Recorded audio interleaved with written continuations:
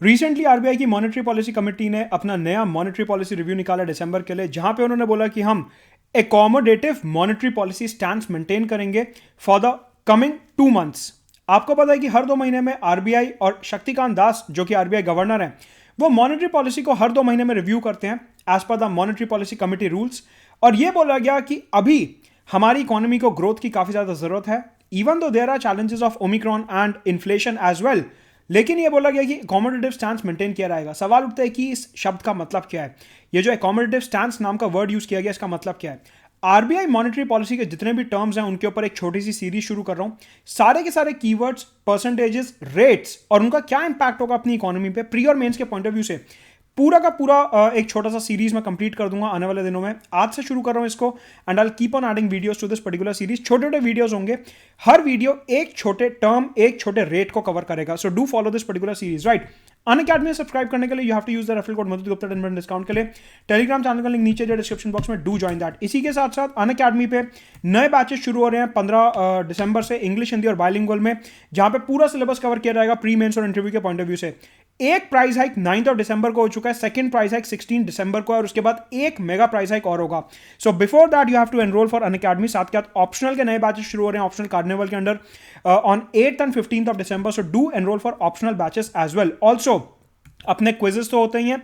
Unacademy combat Sunday को 11 बजे, Monday to Friday शाम को 7:30 बजे T20 डेली करंट अफेयर्स और अभियान डेली स्टैटिक क्विज जो कि मंडे टू फ्राइडे सुबह 10 बजे होता है। लाइव मेंटरशिप प्रोग्राम और कॉम्बैट के लिए एनरोल करिए अनअकैडमी पे using the referral code Madhu Gupta. सबसे पहले अगर बात करें मॉनेटरी पॉलिसी की, तो ये एक पॉलिसी होती है जो आरबीआई निकालता है हर 2 महीने बाद मार्केट में पैसे को मैनेज करने के लिए। जैसा कि नाम बता रहा है, मॉनेटरी पॉलिसी, ये पॉलिसी होती है जो मार्केट का जो कैश फ्लो होता है उसको मैनेज करती है कि मार्केट में कितना पैसा होना चाहिए, कितना नहीं होना चाहिए, लोगों के हाथ में कितना पैसा होना चाहिए, ज्यादा होना चाहिए, कम होना चाहिए।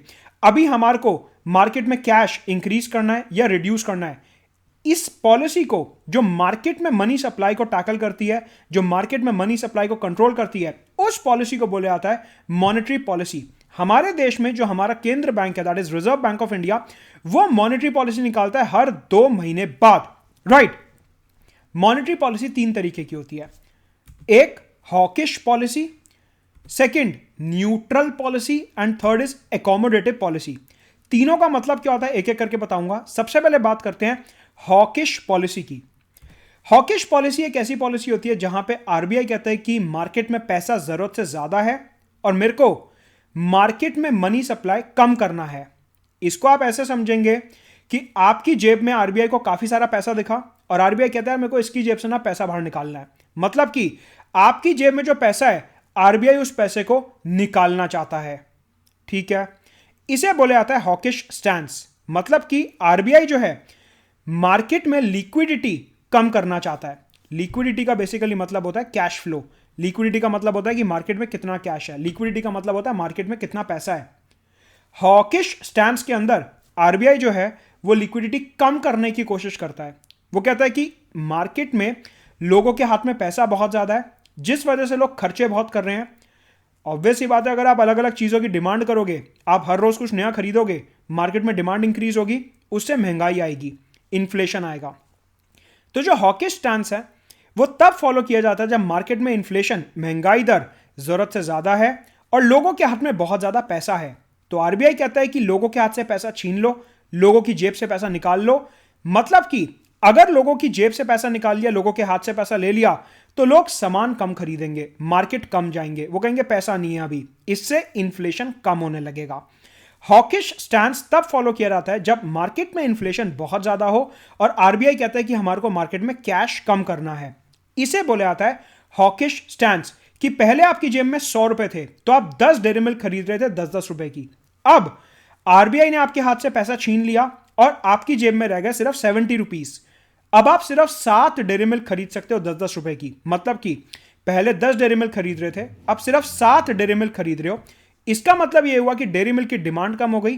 तो कैडबरी वाले जो प्राइस हाइक करने का सोच रहे थे कि यार अब तो डिमांड एकदम बढ़िया हो गई, प्राइस बढ़ा देते हैं, वो शायद ना करें क्योंकि अब डिमांड एकदम से कम हो गई, क्योंकि आपकी जेब में पैसे कम बचे हैं। इसे बोलते हैं hawkish stance. Next is neutral stance. ये कंफ्यूज्ड स्टैंस होता है एक तरीके से। यहां पे आरबीआई पूरे तरीके से श्योर नहीं होता कि इन्फ्लेशन ज्यादा है या कम है। ये बेसिकली एक वेट एंड वॉच मोड होता है, जहां पे आरबीआई कहता है कि अभी आने वाले महीने का इन्फ्लेशन का डेटा देखेंगे, आने वाले महीने में देखेंगे इन्फ्लेशन कितना ऊपर जाता है कितना नीचे रहता है, आने वाले महीने में देखेंगे कि जो महंगाई दर है वो इंक्रीज हो रहा है या रिड्यूस हो रहा है, फिर उसके बाद कैलकुलेट करेंगे कि हमारे को मनी सप्लाई इंक्रीज करना है या रिड्यूस करना है। इन्फ्लेशन के डेटा के बेसिस पे आरबीआई फाइनल यहां पे कॉल लेता है। तो न्यूट्रल स्टैंस एक कंफ्यूज्ड स्टैंस होता है, जहां पे आरबीआई को नहीं पता कि आगे बढ़ना कैसे और वो और ज्यादा डेटा का वेट कर रहा है। फिर आता है तीसरा, एकोमोडेटिव स्टैंस। एकोमोडेटिव स्टैंस का मतलब होता है कि आरबीआई ये बात मान रहा है कि मार्केट में अभी काफी ज्यादा स्लो डाउन है, मार्केट में डिमांड कम है, लोग सामान कम खरीद रहे हैं, फैक्ट्री ज्यादा चल नहीं रही है। मतलब ये आरबीआई कहता है कि रातों रात लोगों की जेब में पैसा आ जाए। फॉर एग्जाम्पल आज की तारीख में लोगों की जेब में कोई पैसा नहीं है, तो लोग बाजार से सामान नहीं खरीद रहे, नया ट्रैक्टर नहीं खरीद रहे किसान, रूरल लोग नई बाइक नहीं खरीद रहे, शहर के लोग नया मोबाइल कनेक्शन नहीं ले रहे, नया माइक्रोवेव फ्रिज टीवी नहीं खरीद रहे, जिसकी वजह से अपनी इंडस्ट्री जो है वो ठप पड़ी है।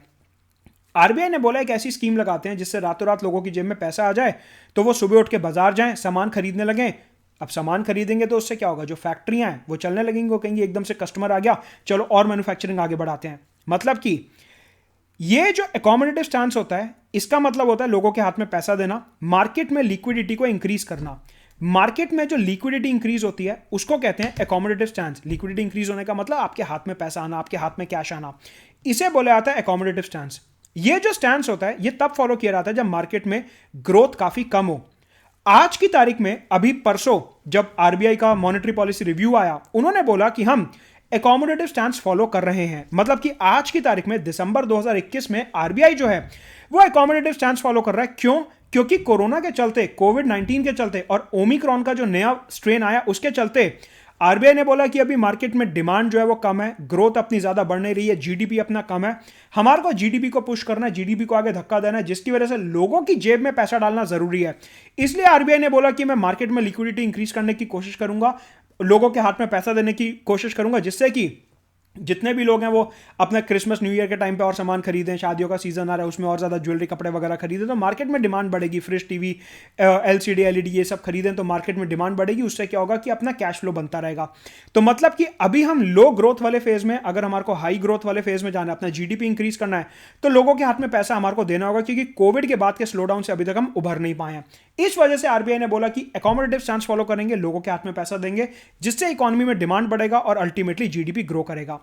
जहां तक बात रही इन्फ्लेशन की, आरबीआई हमेशा कोशिश करता है कि इन्फ्लेशन जो है वो 2 से 6% के बीच में रहना चाहिए। आज की तारीख में इन्फ्लेशन अप्रॉक्सीमेटली आरबीआई एस्टीमेट्स के हिसाब से 5.3% रहेगा। मतलब कि इन्फ्लेशन जो है 2 से 6% के बीच में रहेगा। तो आरबीआई कहता है कि इन्फ्लेशन मोर और लेस अभी कंफर्टेबल है, अभी हमारे को ग्रोथ पे फोकस करना चाहिए और इसलिए हम एकोमोडेटिव स्टांस फॉलो कर रहे हैं। ये हैं 3 स्टांस और आज कौन सा फॉलो कर रहे हैं वो मैंने यहाँ पे एक्सप्लेन करा, क्यों फॉलो कर रहे हैं वो अपने को समझ आता है मेंस और इंटरव्यू के पॉइंट ऑफ व्यू से। अनअकैडमी में सब्सक्राइब करने के लिए यूज द रेफरल कोड मुत्तुत गुप्ता डिस्काउंट के लिए 15 दिसंबर से नए बैचेस शुरू हो रहे हैं इंग्लिश, हिंदी और बाइलिंगुअल में। Do subscribe to that. Let's crack it.